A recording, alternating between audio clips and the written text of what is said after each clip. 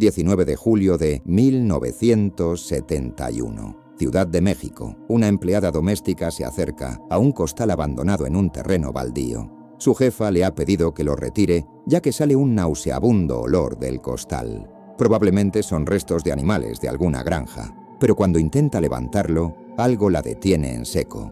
Dentro del costal hay un pie humano con un calcetín azul. La policía llega. Abren el saco completamente. Encuentran piernas, brazos, un torso, todo cortado con precisión. Solo falta una cosa, la cabeza.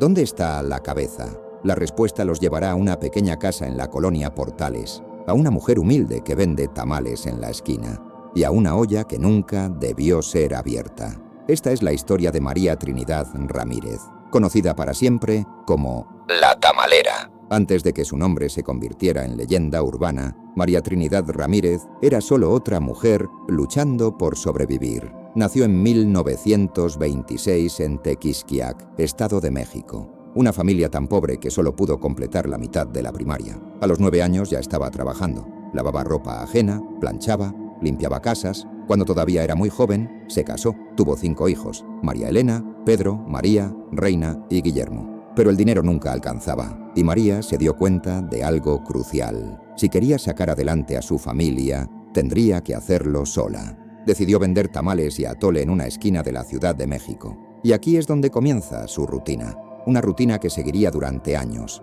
Cada noche, después de acostar a sus hijos, María preparaba 200 tamales. 200, a mano, uno por uno. A primera hora de la mañana empujaba su carrito hasta la esquina de Emiliano Zapata. Trabajaba hasta entrada la tarde. Luego regresaba a casa, compraba ingredientes y repetía todo el proceso. Los rumores comenzaron a correr por el barrio. Todos querían probar sus tamales. Se hizo conocida como La Tamalera. Para finales de los años 70, sus hijos mayores se habían mudado. María quedó al cuidado de los 3 más pequeños. El negocio estaba en su mejor momento, pero su vida personal estaba por colapsar. Una tarde María regresó a casa más temprano de lo normal y descubrió algo que la destrozó por completo. Su esposo estaba en la cama con otra mujer.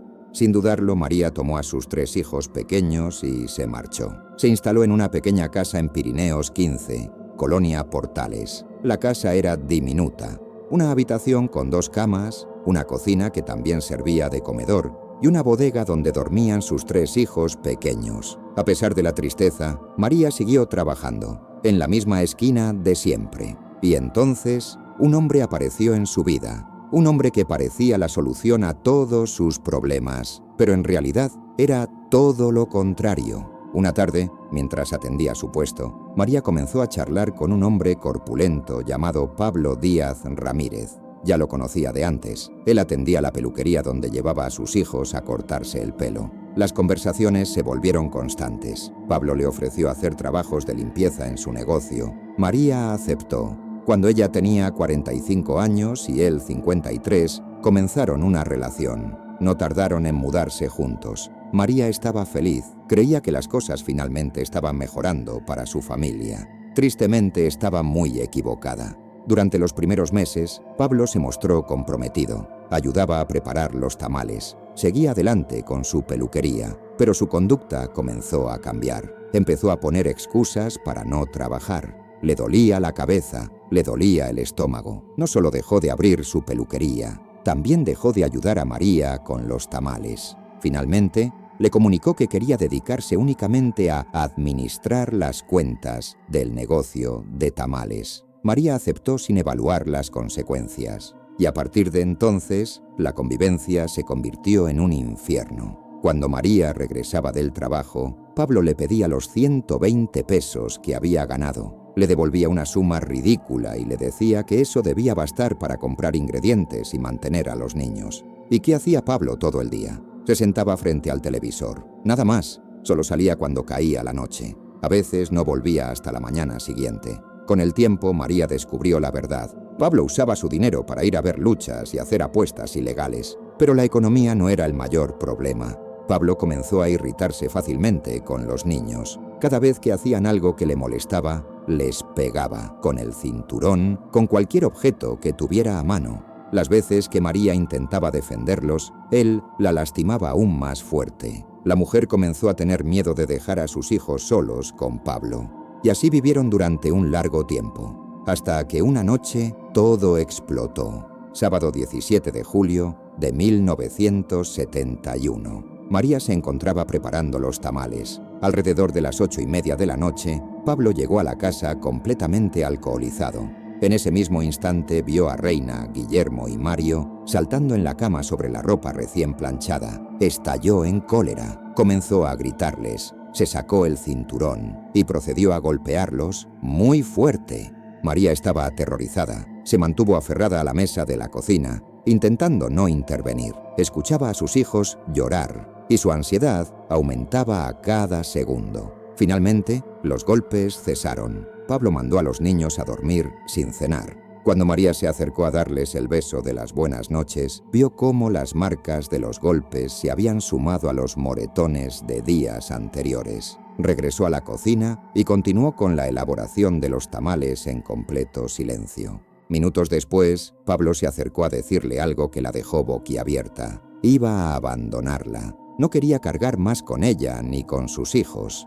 María no respondió nada. Para cuando el reloj marcó las 10:30 de la noche, Pablo se había fundido en un profundo sueño frente al televisor. María lo observaba y de un momento a otro decidió llevar a cabo lo que tantas veces había pensado. Tomó un bat de béisbol que había en la habitación y le dio un golpe en la cabeza. Pablo despertó totalmente confundido. María le dio 2 golpes más, hasta dejarlo inconsciente. Cuando se dio cuenta de lo que había hecho, entró en estado de shock. Ahora tenía un problema enorme. Debía ocultar el cuerpo. Recordó que una vecina le había prestado un hacha para cortar leña. Era la solución. Agarró la herramienta y procedió a cortar las piernas de Pablo. Intentó meter el cuerpo en un costal donde guardaba las hojas de maíz secas para la preparación de tamales, pero no cabía por completo. Sin dudarlo, María le cortó la cabeza a su expareja. Nuevamente probó meter los restos en el saco, pero seguía sin caber. Tomó la cabeza y la puso en una olla que utilizaba para cocinar. La sumergió en agua fría para que el olor no la delatara. Finalmente metió las extremidades y el tronco de Pablo en el costal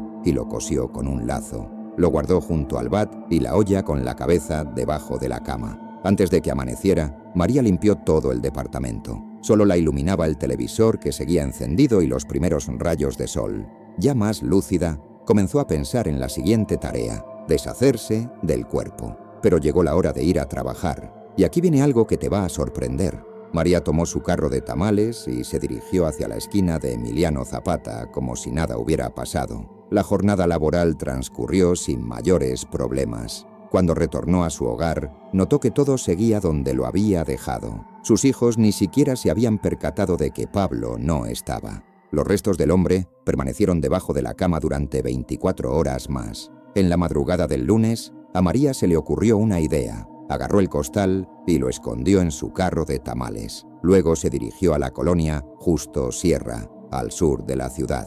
Allí buscó un terreno baldío para dejar los restos. Regresó a su casa y logró conciliar el sueño. Todo había salido a la perfección, excepto por una cosa. Junto al baldío había una propiedad privada, y la gente que vivía dentro no tardó en percatarse de la situación. A las 11 de la mañana, Esperanza Hernández Mejía salió de su vivienda. Cuando vio el costal tirado en el piso, se sintió completamente asqueada. Pensaba que contenía restos de animales en descomposición. Llamó a su empleada doméstica para que llevara el bulto hacia un sitio lejano. Pero cuando la mujer lo agarró, notó cuál era su verdadero contenido. Completamente horrorizadas, avisaron al resto de la familia. Decidieron dar aviso a las autoridades. Lo primero que los agentes hicieron fue abrir el saco. Los criminalistas tomaron las huellas dactilares del cuerpo.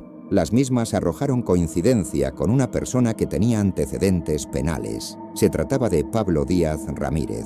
El hombre había sido detenido en 3 ocasiones, en 1937 y 1943 por lesiones, y en 1968 por abusar de una pequeña. También había intentado ingresar a la policía, pero fue rechazado. Pablo se movía en el mundo de las apuestas ilegales, sobre todo las que implicaban boxeo y lucha libre. El móvil del crimen parecía evidente: un ajuste de cuentas. Los agentes se dirigieron al domicilio que figuraba en su expediente. La exesposa de Pablo les comunicó que desde hacía 3 años él vivía con María Trinidad, su segunda esposa. Los agentes se dirigieron hacia la nueva dirección sin saber con qué se encontrarían. María se encontraba escuchando la radionovela Los huérfanos cuando los agentes del servicio secreto tocaron a su puerta. Los invitó a pasar sin mostrar ningún tipo de preocupación. Los hombres procedieron a preguntarle cuándo había visto a Pablo por última vez. Ella les respondió que su pareja solía marcharse sin avisar y que en ese momento debía encontrarse en la Arena Coliseo mirando algún espectáculo de lucha libre.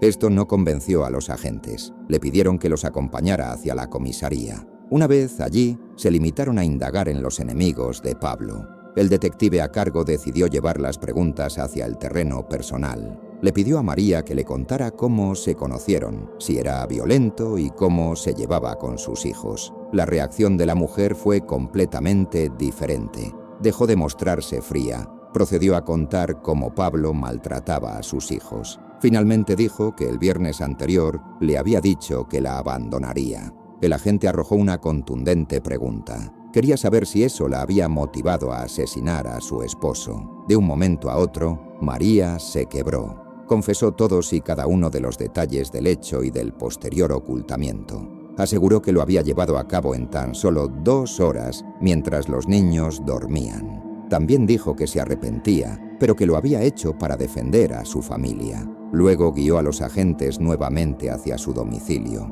Allí les mostró la olla con la cabeza de Pablo. Minutos después, encontraron el hacha y el bat de béisbol. Ambos conservaban aún manchas de sangre. María recalcó que ninguno de sus hijos sabía del crimen y que había actuado completamente sola. Pero los agentes no estaban del todo seguros. Les parecía extraño que una mujer tan pequeña como María hubiera podido asesinar a un hombre tan grande como Pablo sin ayuda. Los médicos forenses declararon algo crucial. Las heridas habían sido producidas antes de que falleciera, y las mutilaciones fueron hechas casi al mismo tiempo. Si María hubiese amputado primero las piernas, como afirmaba, le habría cercenado la vena femoral al punto de desangrarlo instantáneamente. Además, en los bordes de una pierna había huellas de un instrumento dentado, como una sierra, y en la otra, de un objeto corto contundente, como el hacha. Era imposible que la mujer hubiese hecho los cortes simultáneamente con 2 armas distintas. Esto les llevó a pensar que el crimen había sido perpetrado por varias personas. Ese mismo día, los detectives sumaron 2 nuevos sospechosos. Mario Reséndiz Pacheco, el yerno de María, que años atrás había asesinado y decapitado a un hombre y había amenazado con hacer lo mismo con Pablo. Y Pedro Martínez Ramírez, el hijo mayor de María, que había trabajado como carnicero. Tan solo 6 horas después de detener a María, el servicio secreto capturó a Mario y a Pedro. Pero luego de interrogarlos, pudieron comprobar que ambos tenían coartadas sólidas. Los 2 hombres fueron puestos en libertad, y María se preparó para lo que le esperaba. A las 2 de la tarde del 30 de julio de ese mismo año, dio comienzo el juicio. María fue acusada por los delitos de homicidio y abuso a la ley general sobre inhumación y profanación de un cuerpo. Se declaró culpable y fue rápidamente sentenciada a 40 años de prisión. Al salir de la audiencia, María dio su única entrevista. Dijo que sabía que lo que había hecho estaba mal, pero que era más importante proteger a sus hijos. Fue llevada al centro de reclusión femenil de Tepepan, Xochimilco. Luego la trasladaron al penal de Santa Marta, Acatitla. Sus 3 hijos pequeños fueron acogidos por una casa de protección social. En prisión, mantuvo siempre un perfil bajo y se abocó a la religión católica. Gracias a esto, en 1991 fue liberada por buen comportamiento, habiendo cumplido tan solo la mitad de su condena. Volvió al municipio de Tequixquiac, su tierra natal. Allí se encontró con sus hijos y con el resto de su familia. Tan solo 4 años después, falleció. Si bien la vida de María fue corta, su fama creció con el correr de los años al punto de convertirla en una leyenda urbana. Durante mucho tiempo, los medios especularon con que había utilizado la carne del cuerpo de su esposo para cocinar tamales. La gente incluso dejó de consumir ese alimento por miedo. No obstante, esta versión jamás fue comprobada. El relato del asesinato de Pablo había corrido de boca en boca por toda la región. Algunos condenan a María por el terrible crimen. mientras que otros empatizan con ella y con la difícil situación familiar por la que tuvo que pasar. Solo hay consenso en una cosa: siempre será recordada como la tamalera de los Portales. Y ahora dime, ¿fue María una asesina a sangre fría o fue una madre desesperada protegiendo a sus hijos? ¿Crees que actuó sola o tuvo ayuda? ¿Y qué opinas del mito de los tamales? Déjamelo en los comentarios, quiero saber qué piensas. Si esta historia te impactó, dale like a este video y suscríbete al canal, porque cada semana investigamos los casos criminales más oscuros, más perturbadores y más impactantes de México y Latinoamérica. Activa la campanita para no perderte el próximo caso. Nos vemos en el próximo video.